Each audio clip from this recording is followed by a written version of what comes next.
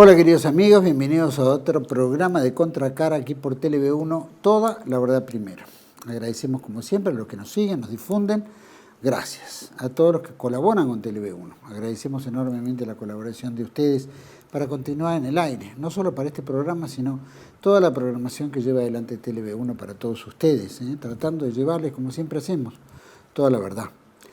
Estamos transmitiendo a través de nuestra página web, que es www.canaltelev1.com. Debajo de este programa las redes sociales que nos mantienen en contacto. Y como siempre ponemos este programa bajo la protección y educación de la Virgen de Guadalupe. Reina y Señora, Emperatriz de América, que con la Virgen de Luján le pedimos que nos guíe por el camino del bien, de la verdad y de la belleza. Y como entendemos que la Argentina cuenta con sus enemigos ocultos, enemigos abiertos, tanto en la parte económica, social, política, que dirigen el país, y tanto en nuestra Hispanoamérica, nuestra forma de pensar, nuestra religión y por supuesto nuestro canal, le pedimos a María, Madre de Gracia, Madre de Piedad y de Misericordia, defiéndenos de nuestros enemigos y ampáranos ahora y en la hora de nuestra muerte. Amén. Programa de hoy, vamos a tocar un poquito temas que, bueno, son poco comunes, ¿no? Pero es como volver un poquito a las cosas que se fueron prediciendo en un futuro, ¿no? Ustedes se acuerdan en el año, creo que fue en el 41, alrededor, que apareció Aldous Huxley, ¿no? Hablando sobre el mundo feliz. Después aparece George Orwell, ¿no es cierto?, planteando este famoso Gran Hermano, 1984, donde se planteaban cómo el mundo iba a ser en el futuro, cómo se veía, ¿no?, el Gran Hermano, y cómo se controlaba la sociedad, y cómo se imponían ideas y cosas que la sociedad no estaba ni siquiera preparada como para entender si era realidad o no, se manipulaba todo. El Ministerio del Amor y tantas otras cosas que significaban para domesticar a los que pensaban distinto o cuestionaban el sistema. Algo muy similar a lo que vivimos hoy, muchas cosas que fueron, digamos, escritas, predichas, planteadas y que tienen una real y vigente realidad hoy en día, pareciera premonitorio.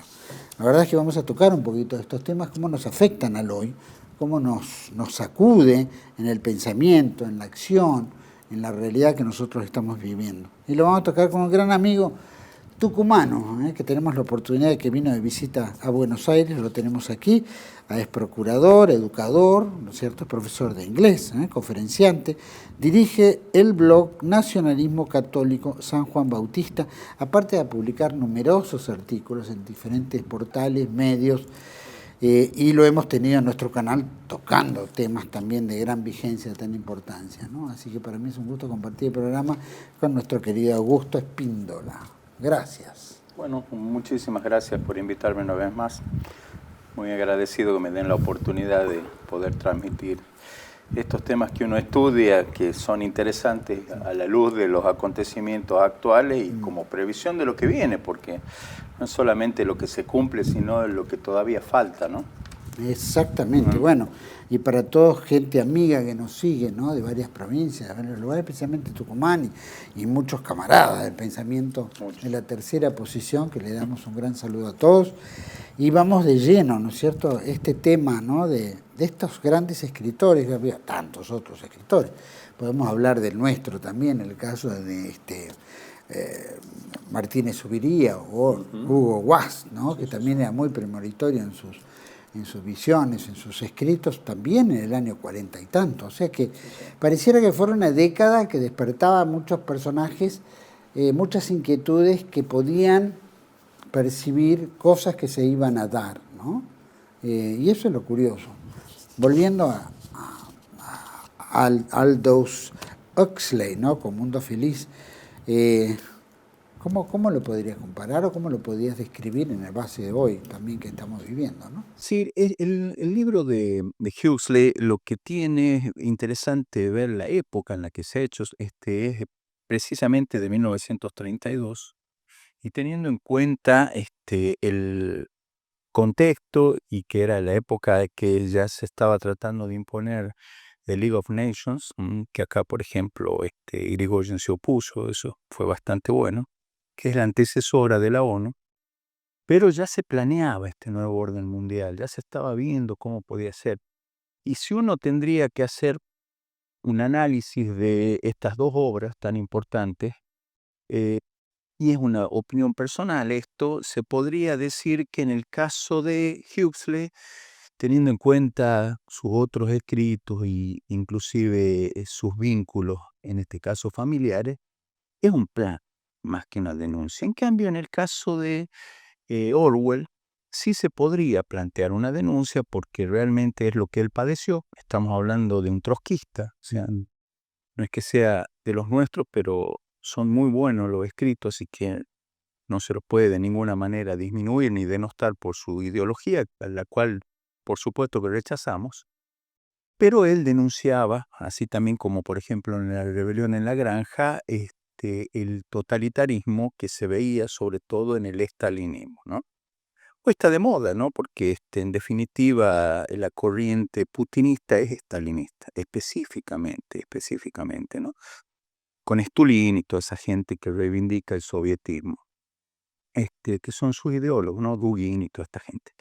Pero en el caso de específicamente de Huxley, era hermano de Julian Huxley, que es el primer director de la UNESCO. O sea, uno ya ve que existen esos vínculos con quienes han diagramado este nuevo orden mundial hoy vigente. De hecho, no de pleno derecho, pero vamos a eso, ¿no? Va encaminado. Así que es interesante ver cómo se han ido dando las cosas en ese momento. Es del 49 el libro de Huxley, del 32 el libro de, eh, perdón, 32 el de Huxley, 49 el de Orwell, y particularmente me gusta muchísimo más el de Orwell.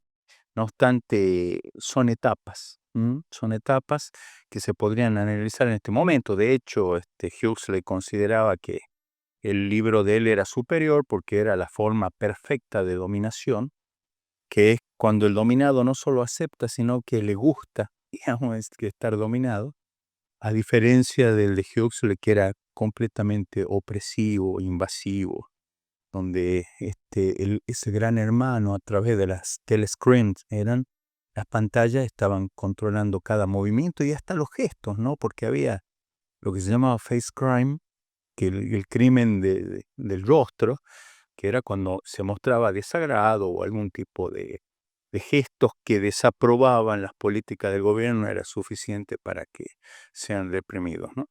Así que uno viendo cómo se han ido desarrollando las cosas podría hacer un análisis de el tiempo que le compete, me refiero hoy, por ejemplo, y lo que puede llegar a venir, a cada una de estos libros, de estas obras, ¿no? Y en el caso específicamente de Huxley, que sería el primero en el tiempo, este, el planteo era a través que el control se iba a lograr a través de las personas que estén completamente narcotizadas, pero con la droga de la felicidad, que era la que les quitaba la angustia, la que lo hacía sentir todo el tiempo feliz. Soma, esa droga, y el sexo libre y el consumismo. Y ese es un tema muy interesante. Por eso él decía que era la cárcel perfecta, en la cual el oprimido no solamente no tenía ninguna intención de rebelarse, sino que disfrutaba la esclavitud. Así que eso uno lo puede ver hoy, digamos, en cierta medida, en ciertos lugares, pero existe el consumismo, existe el deseo por tener, por parecer inclusive, ¿no? Por las emociones, la promiscuidad es algo que se promueve desde todos los medios, ¿no? Así que si uno tendría que analizar, teniendo en cuenta que Huxley, por ejemplo, después ha escrito The Doors of Perception, que es un libro en el cual él habla de sus experiencias para él filosóficas a través de su experimentación con drogas alucinógenas como la mescalina.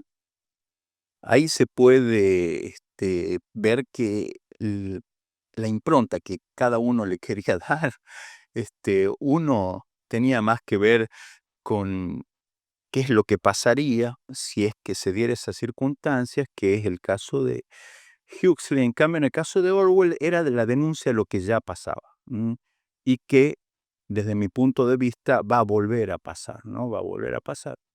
Así que los dos se puede hacer un análisis muy interesante respecto a lo que estamos viviendo y a lo que estamos por vivir en cada uno de los libros.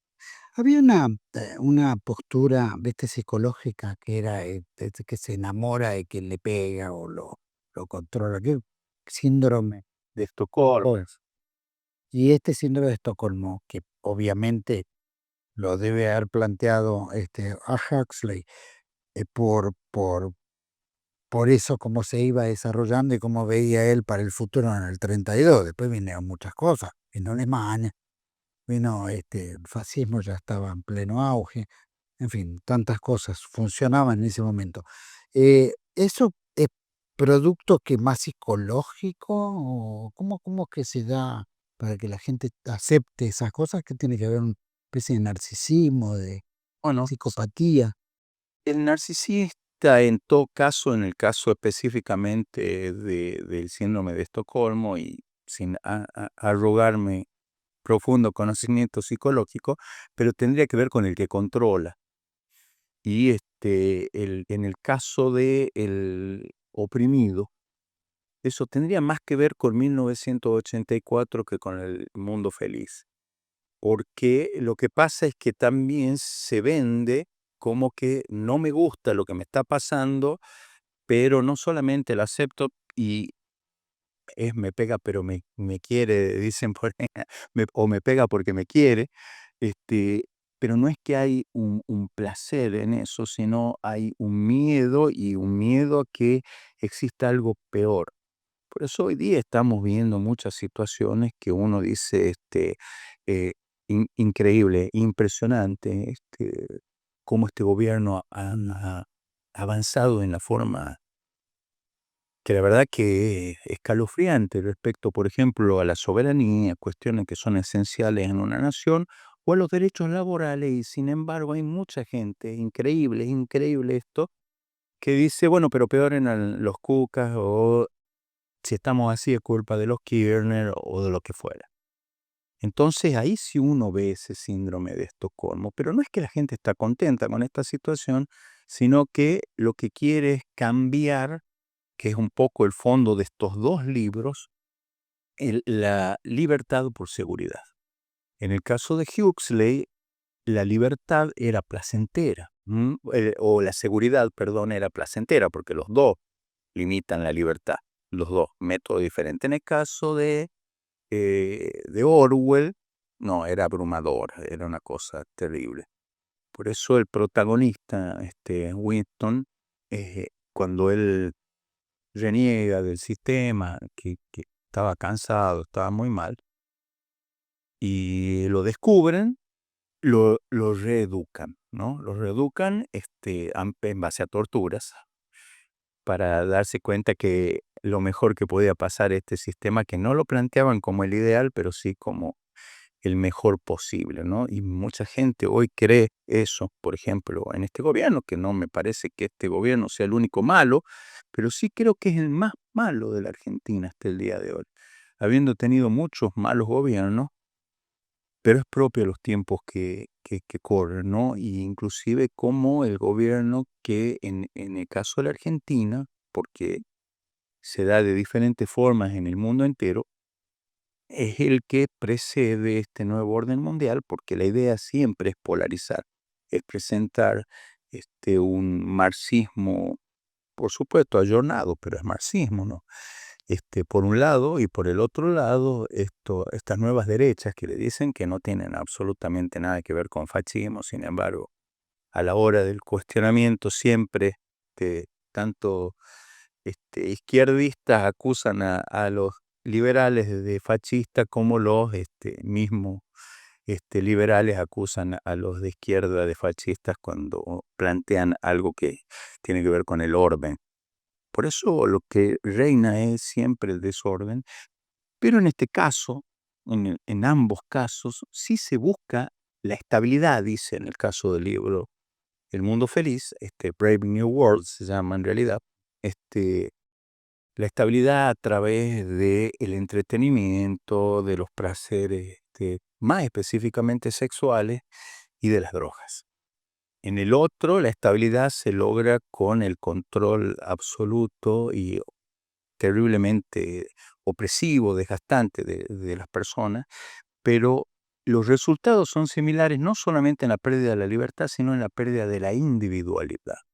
Eso es algo que hoy día estamos viendo. Estamos viendo muchísimo cómo el hombre se masifica. Y se puede masificar desde una cultura woke o se puede masificar desde esta nueva derecha que en definitiva también está alienado y lo que le interesa es consumir. Y como planteaba Macri ya, o sea, no es algo nuevo, lo único que ahora ha llevado ya al paroxismo todo ese tipo de ideologías, es la libertad, pero ¿para qué tiene, no?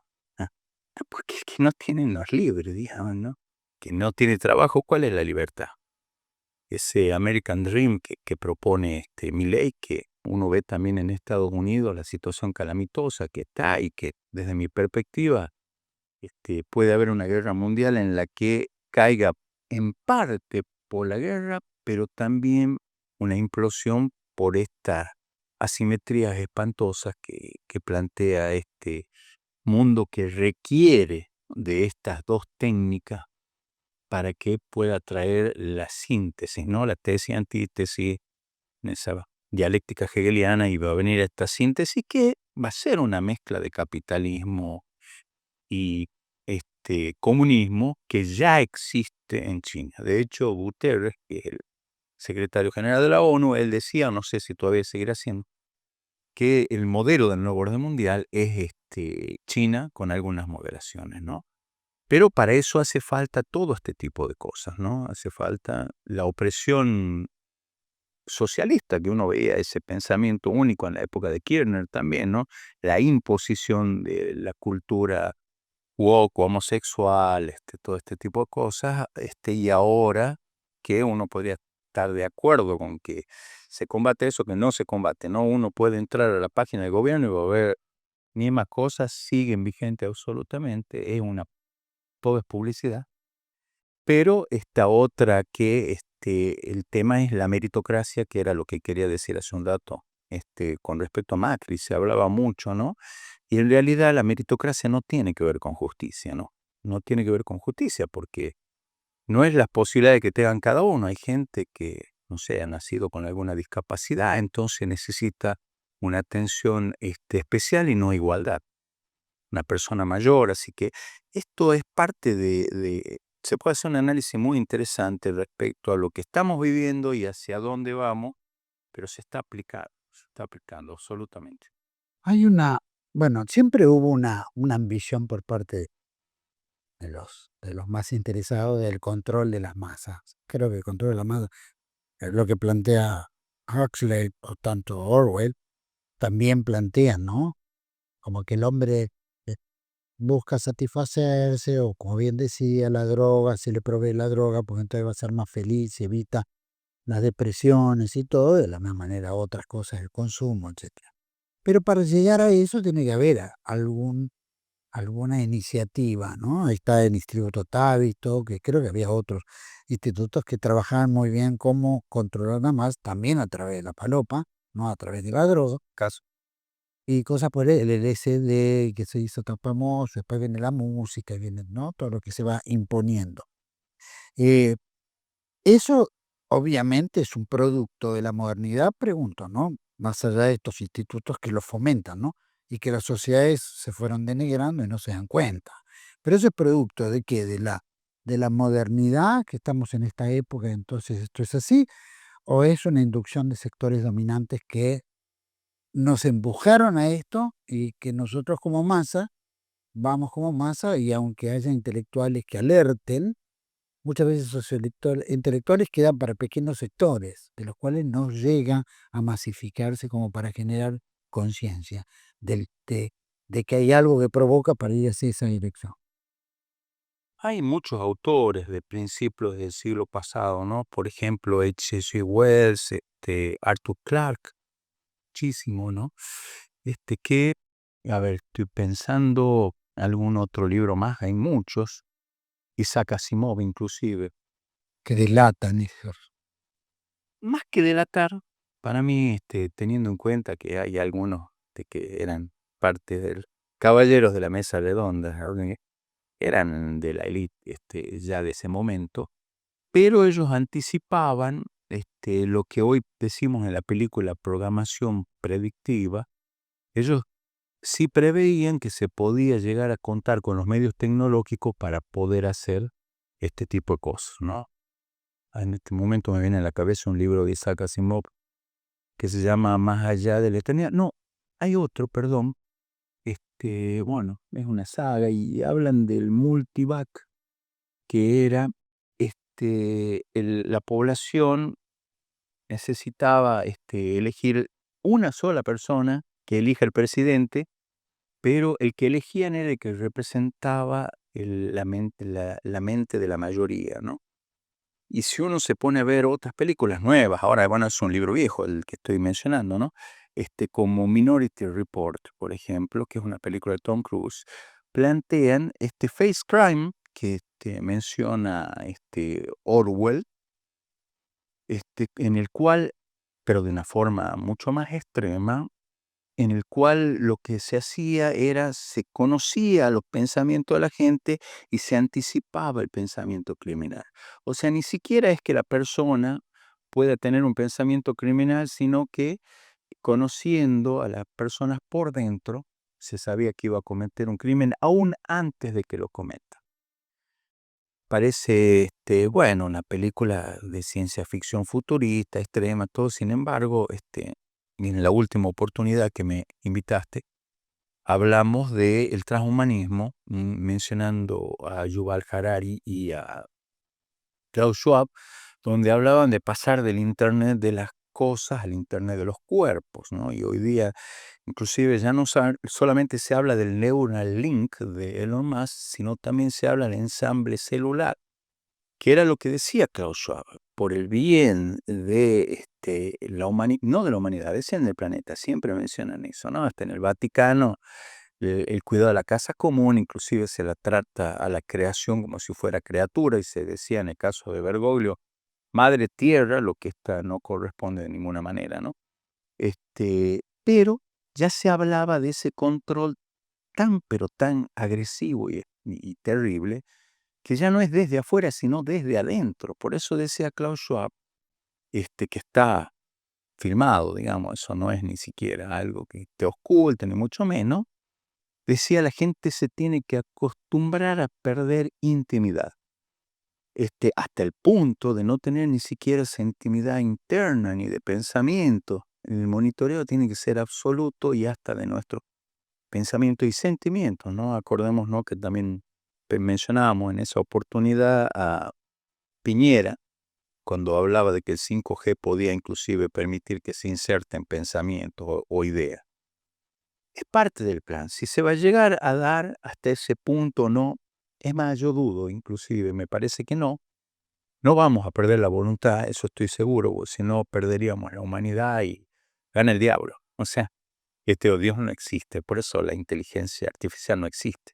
Todo termina siendo una guerra en contra de Dios. Es la rebelión absoluta del hombre ya endiablado, yo no diría endiosado, ya endiablado, porque es la supresión con malicia del sentido ese de trascendencia que nos ofrece Dios con Cristo, ¿no? Ofreciéndose, inmolándose para que tengamos esa vida eterna en abundancia. De que hoy en día la idea es la inmanencia en un sentido, que la verdad que hasta es, diría, escatológico, pornográfico en algún punto, en el cual lo que importa, el ser y el tener es acá, ahora, la eterna juventud, por ejemplo, que es lo que plantea Yuval Harari, ¿no? Pero sería una eternidad controlada. O sea, sería perder no solamente la libertad según ellos, que es lo que quieren, sino esa voluntad, que es lo que nos hace humanos. Entonces uno ve tanto en estas dos obras, ya sea a través de la deshumanización, por ejemplo, en el caso de las drogas y el sexo libre, que es la de El Mundo Feliz, al no establecer vínculos y lazos de amor entre parejas, por ejemplo, pues decía, todos pertenecemos a todos, decía. En ese caso, si no hay amor, que el amor es oblativo, o sea, lo que importa es el bien del amado, no el placer que me produce a mí, el amar, sino al otro, y perdemos nuestra característica humana. Y en el caso del otro, de la otra visión, que sería la absolutamente opresiva, la de 1984, también seríamos parte de ese engranaje estatal, que es lo que pasa en ese comunismo, hoy por hoy podríamos decir chino, pero lo que pasaba con Stalin, que inclusive los hijos denunciaban a los padres cuando los padres planteaban alguna queja hacia el sistema. Y en ambos casos es un hormiguero humano. O sea, los métodos son diferentes, pero el objetivo es el mismo. Por eso, al ser una guerra contra Dios, es una guerra contra el hombre, obviamente, digamos. Ahí yo veía, bueno, decías un poco de lo que Gutiérrez a través de las Naciones Unidas planteaba de que la sociedad china era la perfecta o podría ser la mejor para el mundo, ¿no? También lo decía el Foro Económico Mundial, sí, ¿no? O sea, yo bien decía la sociedad perfecta, la sociedad controlada, entonces veíamos cómo los chinos, ¿no es cierto? Las cámaras, todo está camarizado, todo, está todo monitoreado, donde a través de los reconocimientos faciales se sabe si pagó los impuestos, no pagó las multas, si tomó cerveza, si está el colectivo, es decir, todo el andamiaje que hace al individuo portarse bien bajo un puntaje, ¿no? Y ese puntaje. Ahora vamos a tocar ese tema, pero Sí. simplemente acotaba al margen lo que decías, que efectivamente el Foro Económico era en términos económicos. Ahora estamos hablando que tiene que ver en el control social términos económicos. Entonces ahí vemos que estos tipos abarcaban mucho más. También el tema de la seguridad, que la gente pide seguridad en vez de libertad, ¿no? O la libertad es efímera. Fueron las Torres Gemelas también, donde en Estados Unidos, hasta cierta forma, había ciertas libertades, pero el provocar la bandera falsa del, del atentado a las Torres Gemelas el 11 de septiembre del 2001 implicó que la sociedad norteamericana pedía a grito o se hacía eco a través de la prensa, a través del gobierno. No, la sociedad norteamericana quiere seguridad. Entonces, entramos en un mundo de seguridad, ¿verdad? Porque antes en los aeropuertos entrabas y no te controlaban, Sí. ¿no es cierto? Fuera de pequeñas cosas, pero no había esos controles que hay hoy. Entonces, un edificio está controlado. Es decir, hay todo un andamiaje de seguridad que tampoco tiene seguridad porque vivimos que te matan en la calle por las zapatillas, porque sé que la seguridad no pasa por habilitar al gobierno a imponer seguridad frente a métodos que ellos buscan para sí mismos,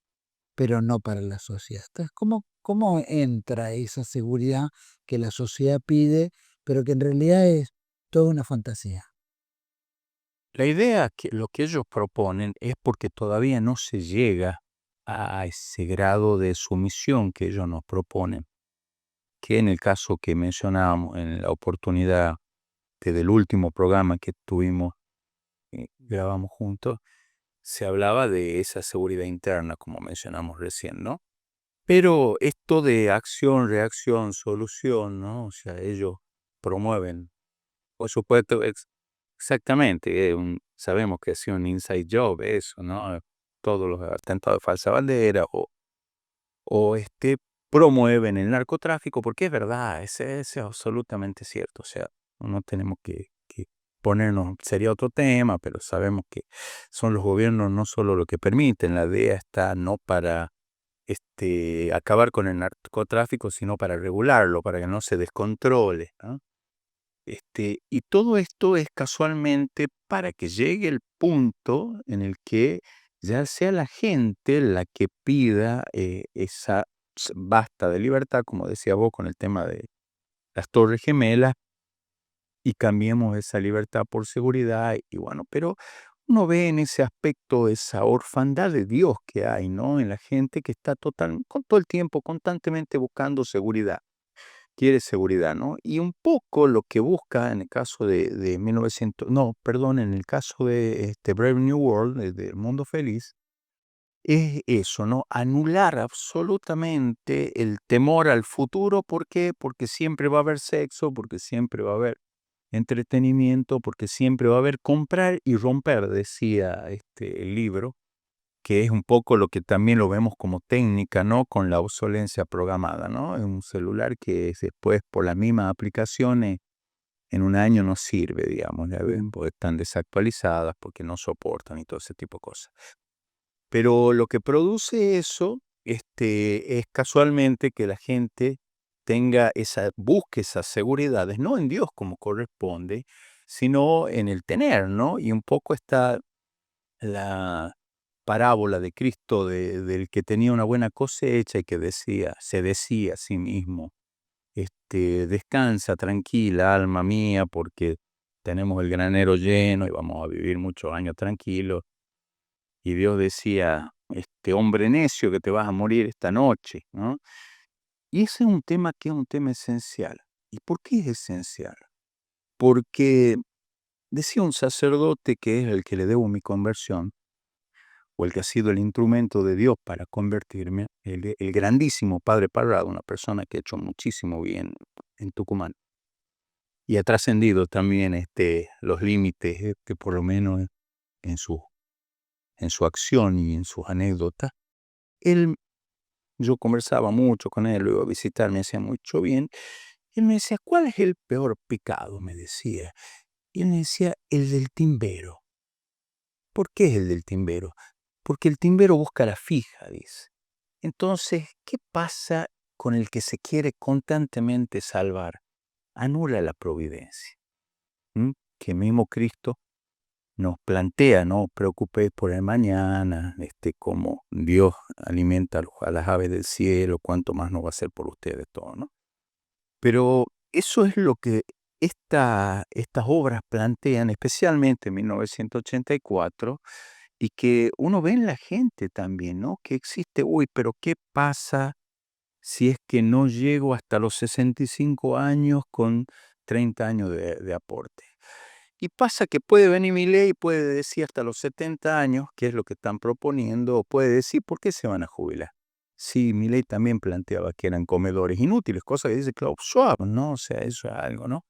Los viejos, y de ahí viene la eugenesia en todas sus formas perversas, como por ejemplo la eutanasia, que se ha propuesto, en el cual se vendía inclusive como un acto de nobleza, porque ya hemos vivido lo suficiente, para los jóvenes, le demos este mundo. Y estamos viendo lo que pasa en todos estos países europeos, en donde inclusive hay un consentimiento presunto, se le dice, en Holanda, por ejemplo, que la gente entra a internarse y si son viejos la sedan y la matan porque presuntamente se supone que ellos aceptan esto, por eso hasta se hacían declaraciones juradas, si llego acá internado no quiero que me eutanasien.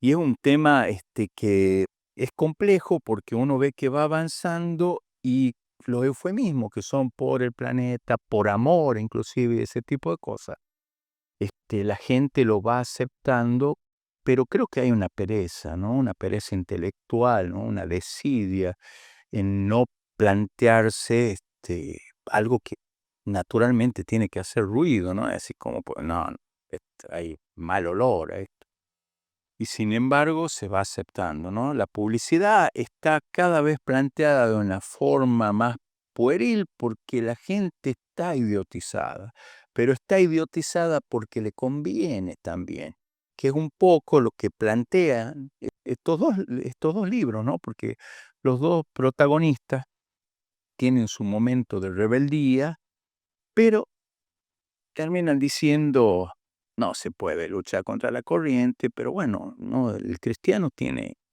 esa misión, que es el que me quiera seguir, que cargue su cruz y que me siga, no es casualmente vivir feliz ni tranquilo.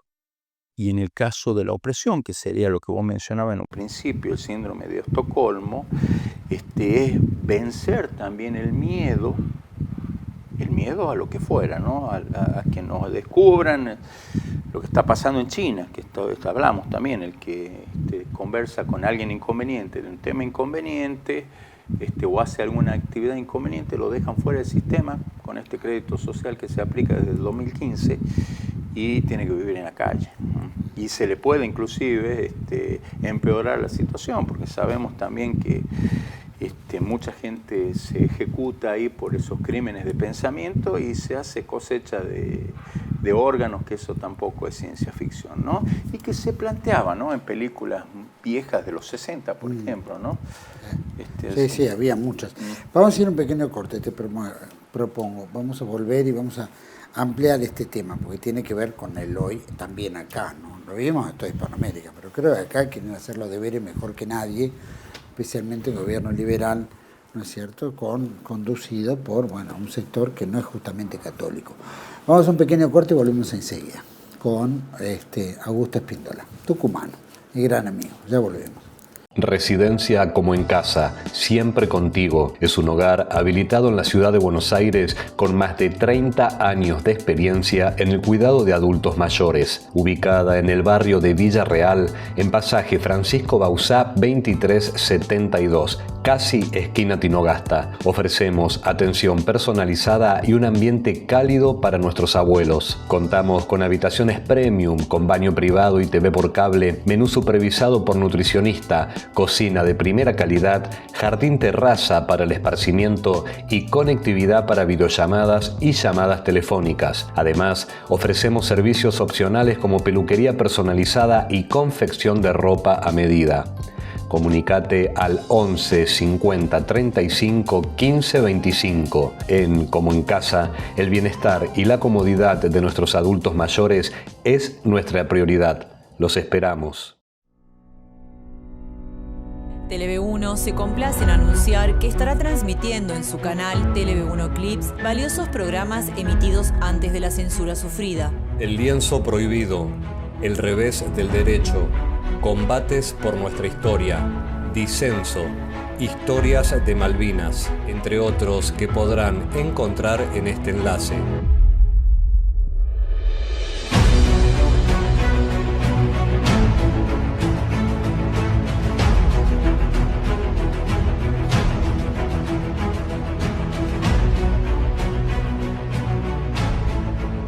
Agradecemos su aprovechamiento y difusión.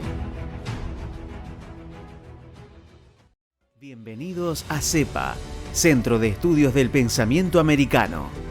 Nuevo sitio web de cursos de formación en política, filosofía, historia, literatura, geopolítica, religión, psicología y más. Cursos de formación que reflejan el verdadero pensamiento americano. Lo invitamos a elegir el curso de su agrado ingresando en www.cepa.la.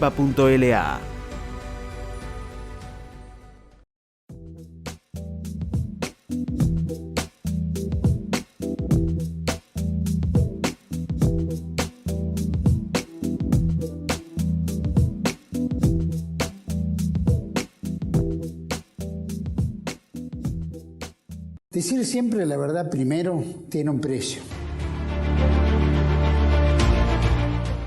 Dependemos de tu ayuda. TLV1, toda la verdad primero.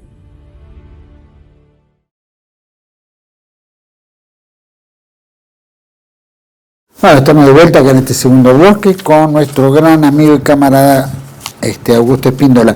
Había quedado en el bloque anterior un poquito tocando este tema y traíamos a colación el tema de los chinos, de esta sociedad perfecta que quiere Klaus Schwab, Foro Económico Mundial, Harari, toda esta rufa. Los tipos que cumplen con todos los requisitos y tienen un puntaje, es todo fantástico. Pero ¿qué pasa con los que no? ¿Qué pasa con esta gente? Que de repente no junta esos requisitos y le bajan la llave, ¿no es cierto? ¿Y qué pasa con eso? Hay un pequeño video muy interesante que circula en internet que me gustaría que lo veamos, te propongo que lo veamos y que nos digan qué opinan. Bingo broke, they got deleted. In China, tens of thousands of young people are suddenly homeless, not because of money, but because the system erased them. Imagine a society where everything you do, everything you say, and everything you buy is controlled and evaluated by the authorities. This is what the Chinese Communist Party calls social credit. By using the mechanism of social credit, we'll be able to establish a blacklist of people and create a system of punishment that will be based on a scientific theory. These punishments will serve as a whip to rebuild moral values. Our society needs it. The country's social credit system decides who's trustworthy. But if you're blacklisted, it's game over. Your WeChat Pay stops working, you can't receive your salary, can't buy food, can't even book a train ticket. It's like being alive, but digitally. Many are now sleeping in the streets, cut off from everything. Jobs, housing, even communication. All because one app, one algorithm decided they don't belong. It's not science fiction. In China, it's a reality. Then there's the public shaming. Photo galleries of blacklisted citizens. There's even an app that shows who around you is in debt. They're not criminals. They didn't steal, cheat, or harm anyone. They just fell too low on a score and vanished from the digital world. Critics say it's a glimpse into the future, where technology doesn't just track your life, it controls it. So ask yourself, if your entire life depended on your digital reputation, how long before you get deleted? Bueno, increíble. Cómo quedan apartados, cómo esta gente es un páramo que no existe. Y como es, y que son muchos, ¿no? Porque China tiene 1.400 y tantos millones de habitantes, de los cuales ¿cuántos habrán quedado fuera del sistema? ¿No es cierto? Y es mucha gente en comparación a la población argentina, debe ser prácticamente la misma proporción. Estamos en eso y eso es lo que se viene en esa sociedad, pero también viene en el mundo occidental, que es lo que quieren estos muchachos. Las cámaras, ese control, ahora todo digital, ¿no? ¿Forma parte de esto de George Orwell? ¿Forma parte de 1984, de ese mundo feliz? ¿También? Sí, pero Eso. más que nada esto es, yo creo que a lo que se va, por supuesto que hay una mezcla de los dos, ¿no? Pero lo que se va es a ese 1984. Que sería lo que se plantea como Agenda 2030, no tendrás nada y serás feliz. El cuidado del planeta hasta el punto de, por ejemplo, que no se consuma carne, que haya, se cuida el planeta, pero se reemplazan los bosques por paneles solares, por energía eólica, y eso se ve mucho en Europa, en España, ¿no? Se ve muchísimo. Una cosa que de Bueno, verdad se queman los bosques acá, que lo hacen a propósito, ¿no? terrible. Nunca lo digo acá en Chile y varios países. Sí, que descubriendo a los culpables se hace. Eso no son crímenes graves. En cambio, los crímenes de pensamiento, como plantean estos libros, también son y son los más graves, ¿no? Por eso también ahora se está planteando este INADI del antisemitismo que plantea Milei, los cuales en definitiva lo que se trata de criminalizar es la inteligencia, es la razón, es poder observar un hecho y analizarlo en base a la realidad. Y es lo que plantean estos los dos libros, ¿no? Había otro video que es interesante, que me mostraste, y tiene que ver con Palantir, ¿no? Palantir, este sistema de monitoreo de vigilancia de Estados Unidos, como para ver que no es China, o por ahí la idea es que no, los comunistas, problema. Parte también, ¿no? Es esa sentencia del, creo que es de los hermanos Karamazov, de Dostoyevsky, ¿no? De padre liberal, hijo comunista. Pero una cosa lleva a la otra necesariamente, y las dos son visiones materialistas y ateas, ¿no? Que tienen israelitas como mentores, ¿no? Marx en un caso, Wall Street manejado por ellos en el caso capitalista, que también ha financiado Wall Street la revolución bolchevique, ¿no? Uno googlea Jacob Chip y se da cuenta de eso, ¿no? Así que George Orwell, el gran hermano, no era un González, como diría Alberto Hue, no era González, un Pérez, era un que era Goldstein, creo. Goldstein era supuestamente el bueno, ¿eh? No obstante, sí, también existen esos nombres y esos apellidos que hacen a referencia a los que controlaban, que Sabemos que en el caso de la revolución bolchevique, el 85% de los comisarios, lo que mandaban, eran de origen israelita, y eso lo ha dicho Petain. Pero hoy día, si nosotros repetimos lo que repiten ellos, dicen lo que dicen ellos, inclusive hasta con jactancia, pero nosotros lo decimos con más que estupor, bueno, somos antisemitas. Entonces, ¿qué es lo que se nos está prohibiendo? Lo que se nos está prohibiendo es ejercer lo que, en definitiva, la potencia superior del alma, que es la inteligencia, lo que nos hace personas. Pues no somos ni vamos a ser nunca inteligencia artificial, y no existe un término ridículo, el de inteligencia artificial, un término contradictorio. Nunca va a haber una inteligencia artificial autoconsciente.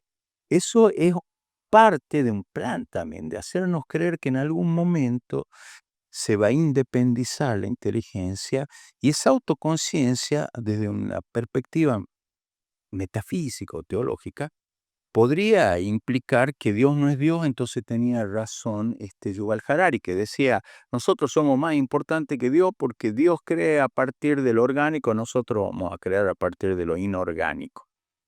No es posible. Aparte es ridículo, porque la esencia divina, o si nosotros estamos hechos a imagen y semejanza de Dios, Dios no tiene cuerpo, tiene que ver con el alma, tiene que ver con la inteligencia, con la voluntad. Y eso no tiene la máquina. La máquina tiene un programa, tiene algoritmo. Y para los que hurgamos, yo utilizo para sacar fuentes sobre todo, pero también por curiosidad, porque uno plantea un tema que lo conocemos por el revisionismo histórico y por el 2 más 2, 4, porque también tiene que ver con silogismo que uno ve, es imposible que se den estas circunstancias. Podríamos hablar del alunizaje, por decir algo que hoy por hoy ya se discute bastante, pero ¿quién estaba filmando cuando llegaba y cuando se iba? Se quedó el camarógrafo allá. Aparte, llegué a la Luna con 90 módulos para ponerlo en órbita, y salí de la Luna hasta acá con una lata, una caja hecha con lata de dulce batata. Pero el tema es que cuando uno se pone a ver en la inteligencia artificial, yo uso una que se llama Perplexity, hay muchísimas, ChatGPT, hay para diferentes cosas, para gráficos y todo, pero uno ve que es tendenciosa siempre la información. O sea, no da lugar ni siquiera a la lógica en las cuestiones que tienen que ver con el revisionismo histórico. Si tiene que ver con el revisionismo histórico, directamente están anuladas, ¿no? Doy un ejemplo. Yo que estudié bastante, inclusive puse acá con vos el tema de ese revisionismo de los pontificados en el periodo de entreguerra. Yo mencionaba el caso del cardenal Villot, que era de la Acción Francesa. Nos representa muchísimo, era uno de los escritores de la encíclica Pacendi Gregii de este santísimo papa que ha sido San Pío X. Y cuando condena a hemorragia la Acción Francesa, Pío XI, una de las tantas cosas que ha hecho mal, porque realmente ha contribuido mucho este gobierno mundial, ¿no? No interviniendo en España, traicionando los criterios. Van a decir que es excesivo. Bueno, es un hecho. Y son muchas cosas, y condenando a lo que era una resistencia monárquica y católica, más allá de que haya sido agnóstico en ese momento Maurras, pero planteaba que la monarquía católica era la posibilidad para que resurja la mejor Francia. Entonces le devuelve el birrete cardenalicio, Villot, al Papa por esa condena injusta. Y lo que sale en la inteligencia artificial es que no, es un castigo terrible del Papa al nazi. Era francés, pero bueno. Pero nazi dicen, sí, inclusive, ¿no? Entonces uno ve que no hay inteligencia artificial, no hay autoconciencia, todo. Pero si uno ve en esta programación predictiva, uno ve Terminator con Skynet, que las máquinas se van a rebelar contra los hombres, todo. Es una forma de hacernos creer eso también, como los extraterrestres y tantas cosas que ellos manejan todas esas cartas y eventualmente la usarán o no, pero las tienen sobre la mesa. Perdóname, no te interrumpo en eso, pero obviamente si la inteligencia artificial no es inteligencia, sino es una recopilación de datos.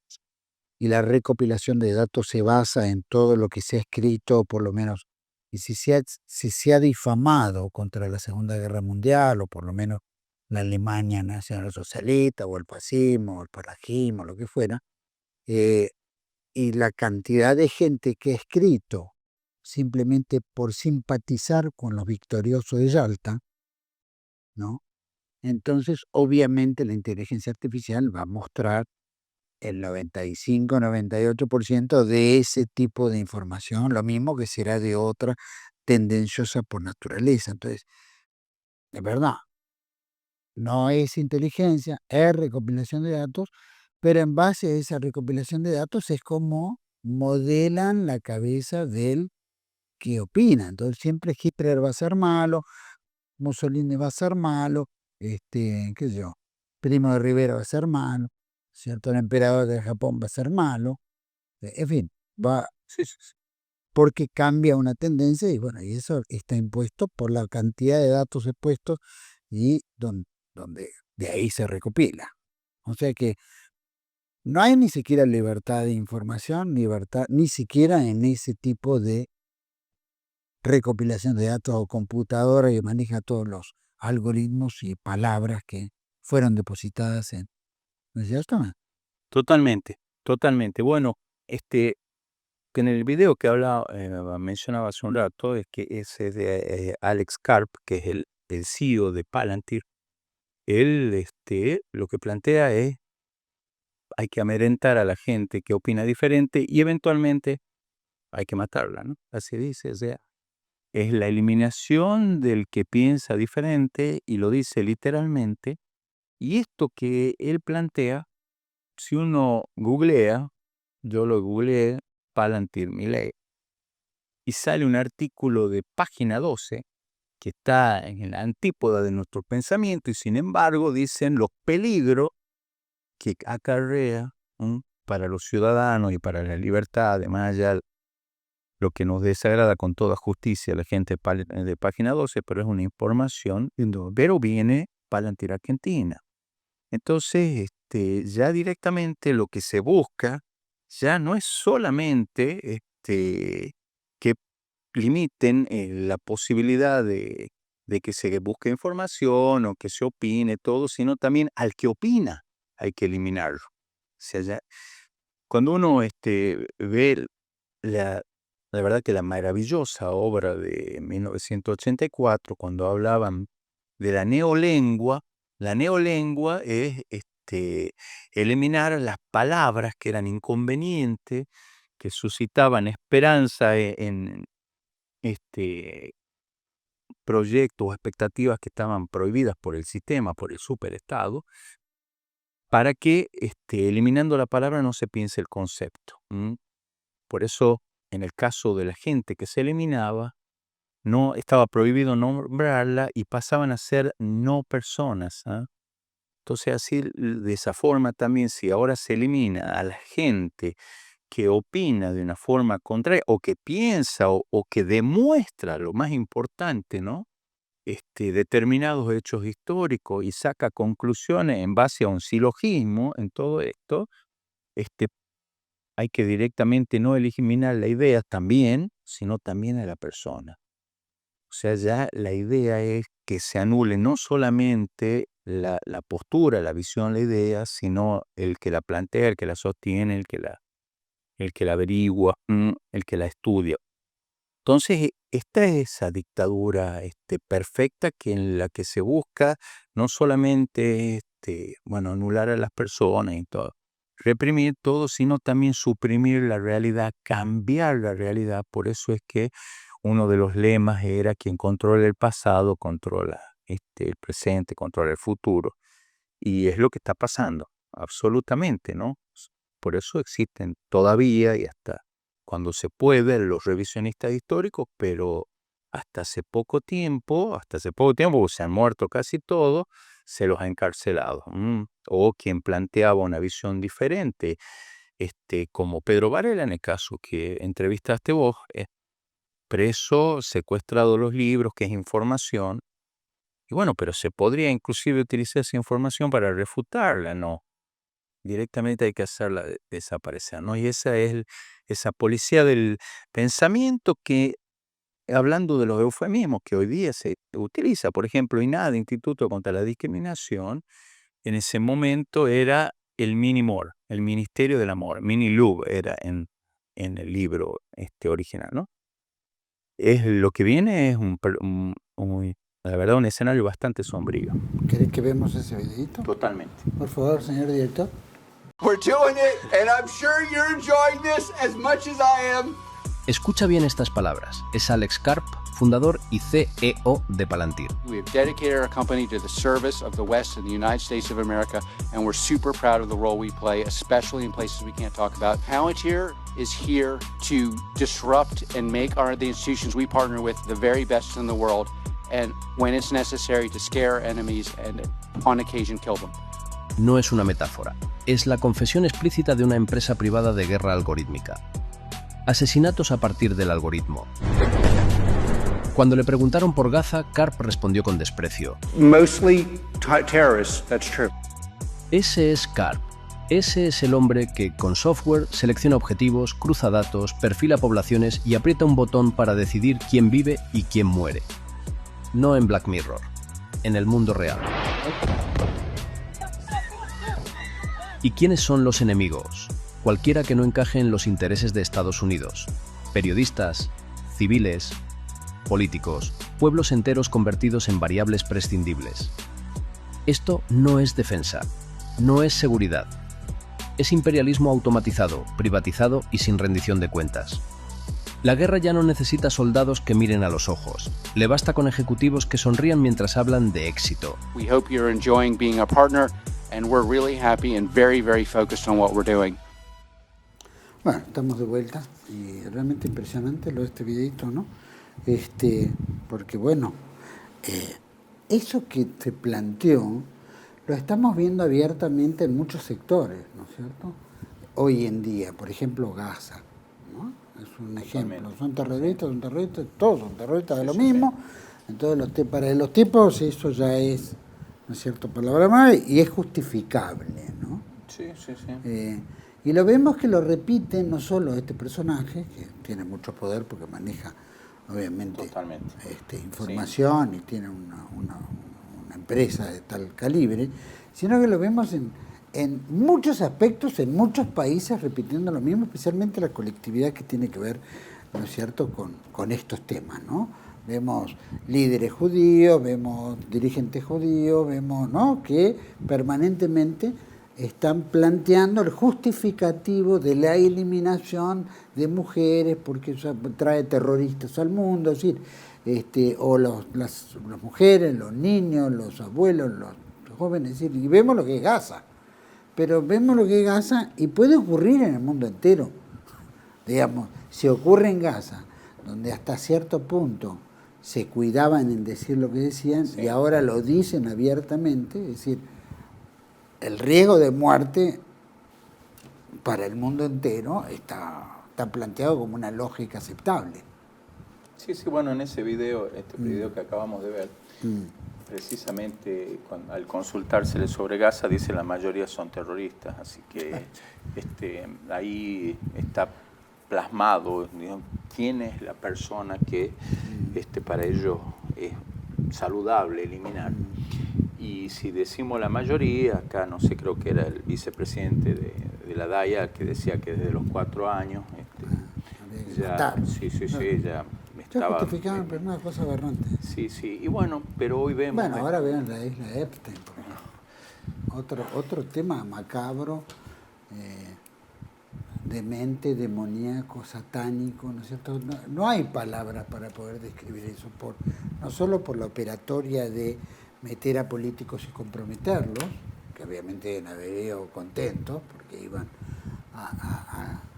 a ser provistos de una vida sexual que solamente la tenían en la fantasía, sino a la vez comer carne humana, hacer sufrir a los chicos para sacarle adrenocromo, ¿no es cierto?, y consumirlo, es decir, esa carne humana distribuida en los McDonald's, lo dicen ellos, no es un invento propio, está grabado y planteado y lo muestran en el video porque sí, tienen 3 millones de videos sobre este tema. Sí. Entonces eso que parte también de eso que podríamos llamarlo, de 1984, de Orwell, de la Agenda 2030, ¿cómo podemos meter todo este paquete raro y macabro? En el caso de Epstein específicamente, para mí es lo último que vos mencionaste, no lo primero que serían los abusos sexuales, sino más bien esto último es satanismo explícito, ¿no? Por eso hoy, si uno busca Nick Land, por ejemplo, que es un filósofo, enseñaba en la Universidad de Warwick, ellos se definen como satanistas, ¿no? O sea, me acuerdo cuando Antonio Caponetto mencionaba que se decía siempre que el mejor truco del diablo era hacer creer que no existía, pero sin embargo que hoy decía que es bueno y que hay que adorarlo, ¿no? Y pasa más por ese lado, ¿no? Porque el tema del comer carne humana o el beber sangre, que es ritual, van a escuchar a Megan Fox, una actriz, diciendo que sí, bueno, consumimos sangre, pero pocas cantidades y por motivos rituales, decía, ¿no? El tema de comer carne humana, tenemos ahí las obras de arte, entre paréntesis, de Marina Abramovich, financiada por la Fundación Rothschild, que directamente es eso, ¿no? Y uno ve, y aunque uno diga una representación artística, que no sé, sinceramente, uno ve y no sabe si lo que están comiendo es algo que parece muchísimo un humano en medio de sangre o es un humano. Pero hasta la misma representación, que en otro momento el sentido común hubiera hecho que sea repulsiva, hoy por hoy se defiende en nombre de esa libertad. Pero ¿cuál libertad? La libertad para lo grotesco, la libertad para lo pornográfico, la libertad para lo satánico. Y sin embargo, la libertad del católico no existe, porque si uno va a rezar enfrente de un abortorio, va preso en un montón de países, Inglaterra, por ejemplo, ¿no? Estados Unidos, ¿no? Había un sacerdote, el padre Wesley, creo que era apellido, que lo arrastraban, así, una cosa escandalosa. Pero entonces, ¿cuáles son las libertades? Para los excesos, que eso sería lo de el mundo feliz, ¿no? Como diría Castellani, la propuesta esa es: sé feliz o te mato, ¿no? Pero ¿cuál es esa felicidad? La del exceso. La del exceso no es la felicidad ni de la vida virtuosa, de la moderación, de la religiosidad, un poco la eudemonía que planteaba Aristóteles, no tiene nada que ver con eso, sino la libertad es para el mal. Por eso hoy lo que se está haciendo es una apología del satanismo. Uno lo ve en los videos musicales y todo ese tipo de cosas, que son bastante groseros, y no solamente en imágenes, sino explícitos en letras a favor del satanismo y satanismo. Y el que lo consume podrá pensar, bueno, no estoy de acuerdo, o es una canción, todo, pero por supuesto que eso se va grabando en el cerebro, tiene efectos espirituales que son muy nocivos. Y de hecho la aceptación del mal socialmente, ¿a qué nos puede conducir? Pero todo este descontrol, por ejemplo en el caso de las libertades, el que plantea un orden, ¿cuál es la respuesta inmediata? Dictador, nazi, fascista, y de ahí ya se empiezan a hacer analogías como los romanos también eran nazis, las cruzadas eran también nazis, todo lo que tenía que ver con orden, todo lo que tenía que ver con orden, las buenas monarquías católicas eran nazis, no lo sabían, pero eran nazis, es nazi. Y ahí el tema es que lo que se promueve es la libertad para el mal. Y en eso están de acuerdo mileísta, Feynman, con C5N, ¿no? O sea, con la postura opuesta. Bueno, C5N lo maneja la Chabad Lubavitch. Y Feynman está con la banderita de Israel ahí, así que en definitiva, o sea, y ha ido a brindarle apoyo a los soldados israelíes en la masacre de niños palestinos, ¿no? Así que... De izquierda y derecha se maneja lo mismo. ¿Vos creés que, esto también es importante, ¿no? Para tocar, ¿vos creés que todo esto también tiene que ver con, por ejemplo, este procedimiento psicológico para pasar de lo aberrante a lo aceptable, que es la ventana de Overton, ¿no? Son pasos muy lógicos. donde vemos que en la vida cotidiana se ha hecho y a nivel mundial se está haciendo, ¿no? Que es, bueno, la ventana de Overton creo que para muchos ya lo deben conocer, ¿no? Pero de lo impensable, ¿no? La idea es tabú o aberrante, de ahí se pasa a lo radical, la idea comienza a debatirse, pero es rechazada, entonces pasa a lo aceptable, la idea empieza a verse como razonable, de lo sensato a lo razonable, bueno, la opinión pública la considera una opción viable, de ahí se transforma en popular, la idea es ampliamente aceptada por la sociedad y en lo político la idea se convierte en ley y políticamente pública.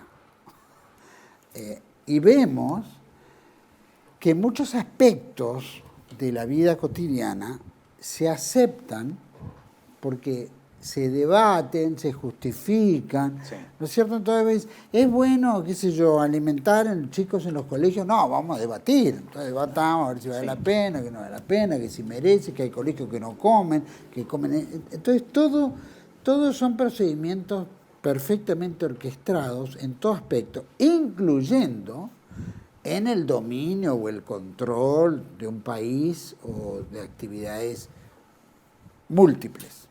O inclusive desde el punto de vista que se toca con Epstein, ¿no? Que también ahora se debate, bueno, el que quiere comer carne humana, ¿por qué no puede comer carne humana? Antes comían carne humana, entonces justifican, ¿no?, caníbales, ¿no?, que se comían carne humana, y entonces entra todo en un debate en la modernidad donde de lo aberrante parece como que Cristo por acá no pasó nunca. Totalmente. ¿No? Y todo es beneficio a lo perverso, a lo dañino, a lo satánico, al mal. Por eso también en esto nos empujan hacia una sociedad totalmente macabra y ausente de Cristo, ausente de bien, ausente de... Pero también los que tienen que defender es como que hacen un bajo perfil para estar bien en sociedad. Digo, mucha curia o el mismo Vaticano, ¿no es cierto?, que hay poco rol en ir al combate, como si fueran dependientes económicamente de lo mismo que están haciendo toda esta promoción de la perversión. ¿Tiene que ver? ¿Estamos viviendo en eso? Sí, por supuesto, por supuesto. Todo lo que tiene que ver con la ingeniería social tiene un punto importante de inflexión en la Escuela de Frankfurt. Y la Escuela de Frankfurt, fundada por un israelita o judío argentino, instalada en Francia, en Alemania, y expulsada por el régimen nacionalsocialista, no los han mandado a ningún campo de exterminio, ni mucho menos, sino expulsados, que fueron a hacer todo el daño y el estrago que hicieron en Estados Unidos, que era quien realmente podía difundir todo esto. Bueno, eran todos del mismo origen étnico, no vamos a decir religioso, porque ellos sienten que es más cultura, una raza, mucho más que una cuestión religiosa.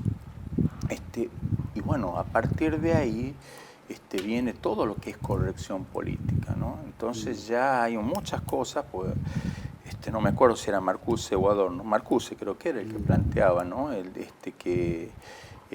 la paradoja de la tolerancia, ¿no?, que hay que tolerar todo menos a los intolerantes. ¿Y quién eran los intolerantes? Los que no eran comunistas, ¿no? En especial los fascistas, ¿no? Y hoy por hoy eso se está viendo con el catolicismo, ¿no? Porque se promueve que a la mujer, si uno la mira, ya es acoso sexual, todo, y sin embargo los musulmanes cometen crímenes aberrantes, y esto está documentado. Pues me va a decir, sí, te metes con el Islam. No, vamos a los hechos. Y de hecho, cómo la consideran a la mujer en la cultura islámica, y sin embargo eso se respeta en Europa. Eso sí se respeta. En cambio, lo que se reprime absolutamente son las manifestaciones católicas. Y la idea de islamizar Europa es crear un frente interno que ante una eventual guerra, que puede ser con Rusia, será, no voy a hacer profecía yo en esto, ni mucho menos, pero si se daban a tener dos frentes, el externo y el interno. Porque hay gente que odia al europeo. Y eso lo podemos ver en Inglaterra, en Francia, en España, en todos esos lugares. Así que yo estoy planteando hechos concretos y, en definitiva, esta cultura occidental ya ha dejado de ser cristiana ya ha dejado de tener esas raíces grecolatinas a través de ese hedonismo de Brave New World, del mundo feliz. ¿Y qué es lo que se logra con eso?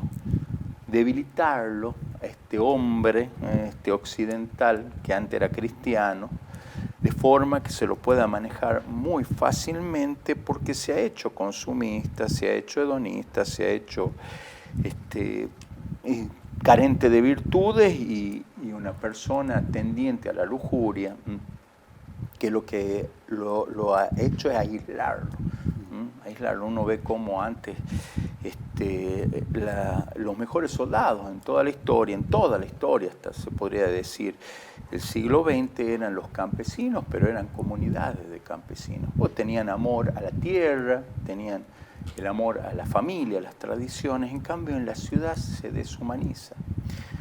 Caminando hacia acá, cosa que ya mencioné en la oportunidad anterior que me entrevistaste, la verdad es que a mí me sorprende inmensísimamente tanto la cantidad de gente en una situación terrible de indigencia, que se meten inclusive dentro de los containers de basura para buscar, me imagino que comida, plata no van a buscar ahí, la indiferencia de la gente que camina a la par de ellos, pero tampoco estoy diciendo que son todos buenos, ¿no? Porque también algo que se ve es que ya en la falta de dignidad que hay en el burgués, también hay en el mendigo, ¿no? Que es agresivo a la hora de pedir, dame, ¿no? Te da un trapito que rompe el auto y ese tipo de cosas. Entonces está quebrado todo el sistema por este individualismo, ¿no? Uno, por este sistema más comunista, que cree que tiene derecho, me tenés que dar vos, vos tenés más, y el otro, desde una perspectiva más liberal, mileísta, extrema, ¿y cuál es el problema? Que haya más desempleo. Hay televisores baratos, ya lo hemos vivido en la época de Menem, lo único que ahora realmente estamos viviendo una situación extrema. Bueno, pero es parte del proceso, la economía está fuerte. ¿Qué me interesa la economía? Si la economía tiene que estar al servicio del hombre, no el hombre al servicio de la economía. Entonces ya hay toda una inversión antropológica también, en el cual también, en definitiva, la obra máxima creadora de Dios, digamos, que es el hombre, ¿no? De hecho, se encarna su verbo como hombre también para redimirnos a todos nosotros. Es parte del hormiguero humano que se ve mucho en las ciudades. Y no digo acá en Capital Federal, uno lo veo en mi ciudad, se ve más, lo ve uno en Europa, pero el tema de estos dos libros es la falta o la búsqueda de la pérdida de la individualidad, que sea parte de ese inmenso hormiguero en el cual todos somos prescindibles y en una parte de un engranaje que eventualmente cuando no sirve se lo tira y se lo reemplaza, y es una lucha contra Dios en definitiva, ¿no? Termina siendo una lucha contra Dios, o tiene de origen y final ese sentido. Sin duda, bueno, revivir este tema me pareció muy importante, te agradezco muchísimo.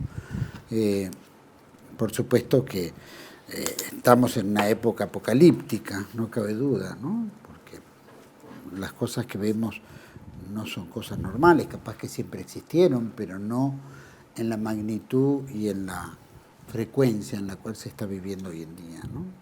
Parece como que todo empuja a eso. ¿Quiénes son? ¿Cómo lo hacen? Bueno, muchos ya están ahí a la vista, ¿no? Pero bueno, hay que delatarlos. Bueno, yo te agradezco mucho, Augusto, de verdad. ¿Algún cierre? ¿Algo más? Bueno, no, agradecido como siempre y bueno, coincido en tu reflexión final que esto en el caso de tanto de Orwell como de que podríamos plantear como el liberalismo o este nuevo socialismo también, el kirchnerismo y el mileísmo, o, qué sé yo, Maduro y las dicotomías. Exactamente, es parte del mismo plan y como planteabas vos, nos anuncian esta cercanía del apocalipsis. Yo lo veo como la gran esperanza y esa confluencia es China, por ejemplo, ¿no? Que es esa mezcla de capitalismo con comunismo, que cuando se desate alguna crisis grande, una guerra grande, lo que va a traer como, en definitiva, como corolario va a ser gente muy desesperada, todo que va a pedir ese control absoluto de cada una de nuestras vidas, que es lo que ellos nos están anunciando, nos están proponiendo, y que va a ser el gobierno del anticristo. Y va a ser el renunciar absolutamente a nuestra libertad a cambio de seguridad. Están preparando el terreno, así que te agradezco que me hayas dado la oportunidad de hacer este pequeño aporte, este pequeño comentario, que yo creo que siempre hay que tener esa mirada de fe y saber que Dios tiene todo bajo control. Esto tiene que pasar, va a ser muy difícil, pero Dios ya ha ganado, así que el tema es que nos encolumnemos del lado que corresponde, que es el lado del Creador. El lado del bien. Gracias, Augusto, muchísimas gracias, de verdad. Bueno, estaremos pronto en contacto nuevamente. Totalmente. Gracias. Bueno, a todos ustedes creo que, bueno, ya está todo dicho. También todo lo que acaba de decir, que es fundamental, hay que estar del lado del bien. Y yo insisto sobre esto de la ventana de Overton. Yo invito a todos que lean y sepan, porque es aplicable en todo, ¿no? Y seguramente es la realidad que vivimos, para poder aceptar, ¿no?, que está bien que se muera la gente, bueno, es lógico que se tiene que morir. Entonces se hace todo este procedimiento donde ya resulta hasta aceptado por ley, ¿no? Lo aberrante que se suponía en un momento se transforma en ley y ya todo el mundo, el aborto, por ejemplo, y tantas otras cosas que salieron y que la gente, ¿no?, después ya no discutió más, se hace una marchita, pero no vale. Vuelvo al punto, lo mismo que esto, muchas otras cosas que permanentemente nos bombardean y que terminan debatiéndose y que después, bueno, es justificable, entonces como es justificable ya, ¿no?, es sensato, razonable, ya está, se transforma en popular y se acepta. Hay que evaluarlo eso también, porque nos están dirigiendo a ese mundo de autodestrucción. Y si no nos autodestruimos, nos van a destruir, ¿no es cierto? Y nos van a destruir legalmente, porque lo están diciendo abiertamente. Hay que estar del lado del bien, la verdad y la belleza, y sin duda es el lado de Dios. Cristo vence siempre. Nos espera en otra entrega de Contracara, aquí por TV1. Toda la verdad primero. Gracias.